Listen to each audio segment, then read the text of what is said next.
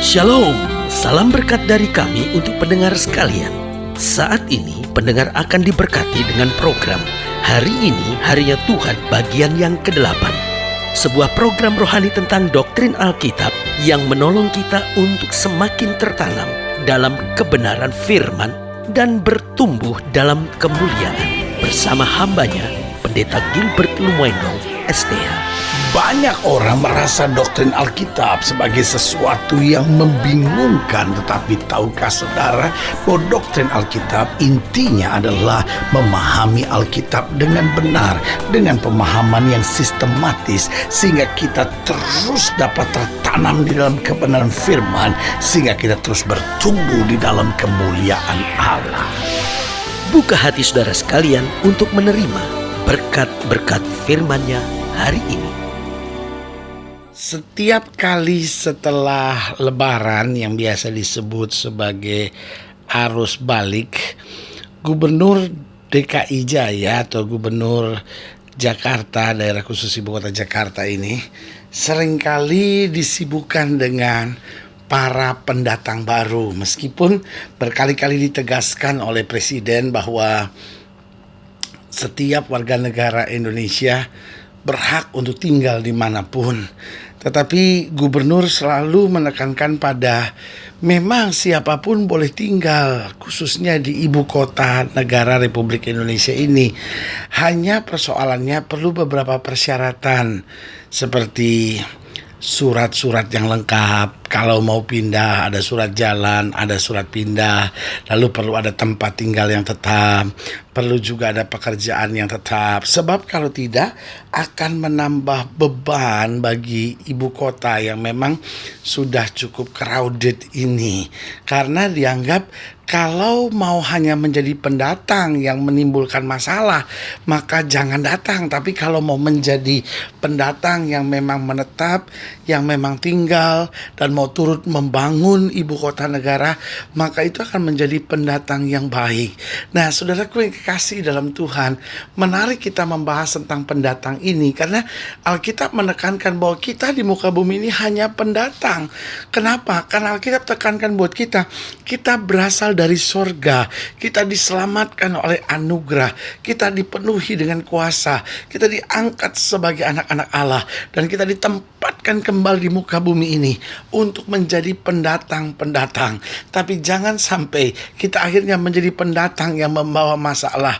Jangan sampai kita justru menjadi pendatang yang akhirnya terpengaruh dengan dunia ini. Tapi biarlah setiap kita menjadi pendatang-pendatang atau menjadi orang asing di muka bumi ini, tetapi yang membawa terang, yang membawa damai, dan akhirnya membawa dunia ini kembali kepada terang yang sebenarnya di dalam Kristus Yesus Tuhan dan Juru Selamat kita. Haleluya.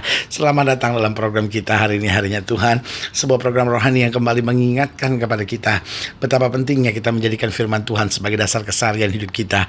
Karena selama kita menjadikan firman Tuhan sebagai dasar keseharian hidup kita, langkah-langkah ke depan kita penuh dengan kepastian, kemenangan, berkat, dan mujizat. Haleluya. Dan dalam program kali ini kita sedang membahas tentang keberadaan kita di muka bumi ini sebagai seorang pendatang. Karena saudaraku yang kasih dalam Tuhan, kita mengerti bahwa dunia bukan asal kita dan dunia bukan tujuan kita. Berarti kalau saya pakai istilah keseharian hari-hari ini, dunia hanya tempat transit. Kita sebetulnya berasal dari sorga, dan sudah terlampau lama kita hidup dalam dosa dan tinggal dalam dunia ini. Lalu Kristus menyelamatkan kita, dan Kristus mengembalikan kita ke dunia ini untuk menjadi terang, untuk menjadi saksi, untuk menjadi berkat, untuk menjadi garam, sehingga lewat hidup kita kemuliaan Kristus nampak. Haleluya. Nah, dalam pembahasan kita tentang pendatang ini, kita sedang mempelajari 1 Petrus pasal 2. 1 Petrus pasal 2 ayatnya yang ke-11 sampai ayatnya yang ke-17. 1 Petrus pasal 2 ayatnya yang ke-11 sampai ayat yang ke-17. Demikian firman Tuhan. Saudara-saudaraku yang kekasih, aku menasihatkan kamu supaya, perhatikan baik, sebagai pendatang dan perantau, kamu menjauhkan diri dari keinginan-keinginan daging yang berjuang melawan jiwa. Milikilah cara hidup yang baik di tengah-tengah bangsa-bangsa bukan Yahudi, supaya apabila mereka memfitnah kamu sebagai orang durjana, mereka dapat melihatnya dari perbuatan-perbuatanmu yang baik dan memuliakan Allah pada hari Ia melawat mereka. Tunduklah karena Allah kepada semua lembaga manusia, baik kepada raja sebagai pemegang kekuasaan yang tertinggi, maupun kepada wali-wali yang diutusnya untuk menghukum orang-orang yang berbuat jahat dan menghormati orang-orang yang berbuat baik. Sebab inilah kehendak Allah, yaitu supaya dengan berbuat baik kamu membungkamkan kepicikan orang-orang yang bodoh. Hiduplah sebagai orang merdeka dan bukan seperti mereka yang menyalahgunakan kemerdekaan itu untuk menyelubungi kejahatan-kejahatan mereka, tetapi hiduplah sebagai hamba Allah. Jadi hamba Allah bukan profesi, tapi adalah cara hidup. Makanya Alkitab berkata, hiduplah sebagai hamba Allah. Hormatilah semua orang, kasihilah saudara-saudaramu, takutlah akan Allah, hormatilah raja. Nah, saudaraku yang kasih dalam Tuhan, ayat-ayat bacaan ini mengandung makna yang sangat dalam kehidupan kekristenan kita, bahwa kita bukan hanya penduduk muka bumi ini, kita bukan hanya umat di muka bumi ini, tetapi Alkitab tegaskan keberadaan kita sebagai pendatang, sebagai perantau. Nah, pelajaran apa yang bisa kita terima? Yang pertama kita pelajari bahwa kita disebut pendatang karena kewarganegaraan kita ada di sorga. Nah, saudaraku yang kasih dalam Tuhan, kita ini tadinya adalah warga negara neraka. Mungkin saudara menatap saya lewat program ini dan berkata, loh pendeta, apa maksudnya pendeta? Loh, saya perlu tegaskan, Alkitab bilang upah dosa ialah maut. Jadi waktu kita hidup dalam dosa, pada saat yang bersamaan, kita direbut oleh setan untuk menjadi warga kerajaan neraka. Makanya Alkitab tegas bilang, tidak ada seorang pun yang benar, tidak ada seorang pun yang berakal budi, tidak ada seorang pun yang mencari Allah. Itu sebabnya Paulus bilang, ketika aku ingin buat yang baik, yang jahat aku perbuat. Kenapa? Karena kita warga neraka. Nah, saudaraku yang kasih dalam Tuhan, waktu kita diselamatkan oleh Tuhan, makanya darah harus tertumpah, makanya kita harus ditebus. Karena ini bukan soal sekedar agama, tapi ini soal pindah status dari kewargaan kita yang ada di neraka. Sekarang Kristus menebus kita menjadi warga kerajaan sorga. Makanya Alkitab berkata, barang siapa yang menerimanya, diberikannya kuasa. Untuk apa? Untuk menjadi anak-anak Allah. Artinya apa? Kita diadopsi, kita diterima, supaya akhirnya kita menjadi warga kerajaan Allah.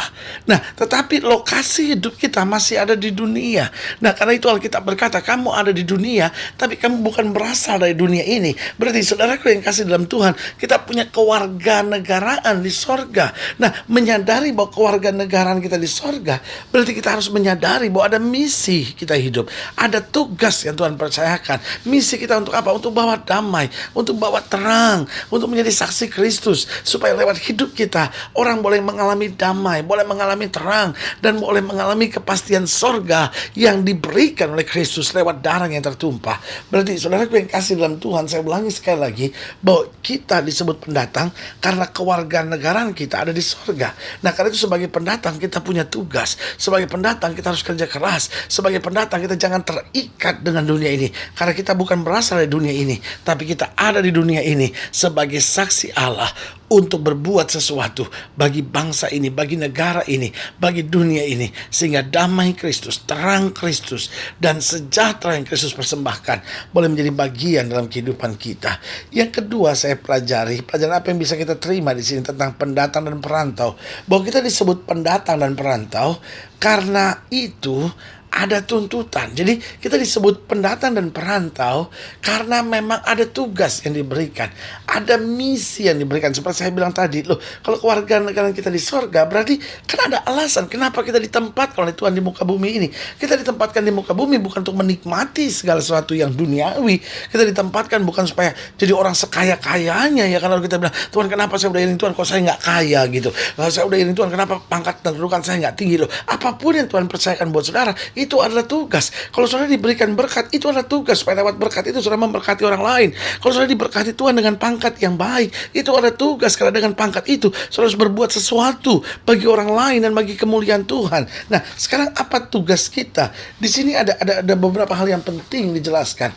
Yang pertama, coba saudara lihat ayat yang ke-12, dikatakan milikilah cara hidup yang baik. Jadi yang pertama, tugas kita adalah hidup dengan baik. Jadi kalau saudara suami, saudara jadi suami yang baik. Kalau saudara istri, istri yang baik. Kalau saudara ayah, ayah yang baik. Kalau saudara ibu, ibu yang baik. Kalau saudara orang muda, jadi orang muda yang baik. Kalau saudara jadi pedagang, pedagang yang baik. Kalau saudara jadi pemimpin, pemimpin yang baik. Kenapa? Karena itu tugas yang Tuhan percayakan. Kita kan sebagai pendatang. Jangan jadi orang yang kasar. Jangan jadi orang yang terpengaruh dengan duniawi. Jangan hidup dengan berzina. Kita harus hidup sebagai orang yang apa? Baik. Yang kedua, saya pelajari ayat ke-13 dikatakan tunduklah karena Allah kepada semua lembaga manusia, baik kepada raja sebagai pemegang kekuasaan yang tertinggi maupun kepada wali-wali yang diutusnya. Berarti yang kedua, kita harus tunduk pada Allah. Karena kalau kita nggak tunduk pada Allah, kita pun nggak akan tunduk pada apapun. Tapi kalau kita tunduk pada Allah, kita menghormati orang lain. Kita tunduk pada Allah, kita menghargai orang di sekitar kita. Kita tunduk pada Allah, kasih Kristus memancar lewat hidup kita. Jadi saudaraku yang kasih dalam Tuhan, ada tuntutan buat kita untuk hidup baik, untuk tunduk pada Allah. Yang ketiga, coba lihat pada ayat yang ke-16 dikatakan hiduplah sebagai orang merdeka dan bukan seperti mereka yang menyalahgunakan kemerdekaan itu untuk menyelubungi kejahatan-kejahatan mereka. Jadi yang ketiga, kita mau tekankan buat kita, apa tugas kita, apa tuntutan yang diberikan Tuhan kepada kita, bahwa kita harus hidup sebagai orang yang merdeka. Alkitab berkata jika anak itu memerdekakan, kamu benar-benar merdeka. Artinya kita nggak mau diperhamba lagi oleh segala kesenangan duniawi, segala tawaran-tawaran dosa. Kita mau hidup merdeka karena Kristus memberi kemerdekaan itu. Dan yang keempat, apa tanggung jawab kita, apa tugas yang dipercayakan, apa misi yang Tuhan berikan, apa tuntutan yang Tuhan berikan. Coba lihat ayat yang ke-17. Di ayat yang ke-17 dikatakan hormatilah semua orang, kasihlah saudara-saudaramu, takutlah akan Allah, hormatilah raja. Berarti yang keempat, hormatilah semua orang. Artinya kita mau jadi berkat, artinya kita mau jadi saksi, kita mau belajar menerima kekurangan orang lain. Kadang-kadang persoalannya kita selalu menuntut orang lain, sehingga akhirnya apa yang terjadi? Kita paksa orang lain seperti apa yang kita harapkan. Kita kecewa dan akhirnya hidup kita nggak jadi berkat. Dan yang ketiga, yang terakhir, jadi ingat ya, yang pertama kita disebut pendatang karena kewarga negara kita ada di sorga. Yang kedua, kita disebut pendatang karena ada tugas buat kita, yaitu tugas untuk hidup yang baik, untuk tunduk pada Allah, untuk hidup sebagai orang merdeka dan menghormati, menjadi alat Tuhan buat semua orang. Dan yang ketiga, kita disebut pendatang untuk sementara. Artinya untuk sementara kita disebut pendatang. Tetapi ketika kita berjumpa Kristus muka dengan muka dan dia berkata kepada kita, mari masuk ke hambaku yang baik dan setia. Kita bukan pendatang lagi. Di situ kita adalah warga kerajaan Allah. Haleluya. Dan saudara yang kasih dalam Tuhan, jika saudara ingin dilayani lebih jauh, hubungi kami melalui telepon, hubungi kami melalui surat, kunjungi website kami karena kami ada untuk membawa Bapak Ibu saudara senantiasa lebih dekat pada Tuhan dan mengalami kasih kuasa mujizat yang luar biasa. Haleluya. Secara khusus melalui program ini saya juga mau berdoa buat setiap saudara yang sakit, setiap saudara yang berbeban berat, karena kita percaya bahwa bagi Allah tidak ada perkara yang mustahil. Nah, setiap saudara yang didoakan secara khusus boleh taruh tangan kanan saudara di dada dan kita berdoa. Mari kita berdoa. Bapa, dalam nama Yesus, hamba doa buat yang sakit, hamba doa buat yang berbeban berat, hamba doa untuk setiap mereka yang sedang menghadapi masa-masa yang sukar. Hamba berdoa di dalam nama Yesus, Tuhan jamah, Tuhan kerjakan mujizat, Tuhan bawa mereka melihat kemuliaan Tuhan dinyatakan.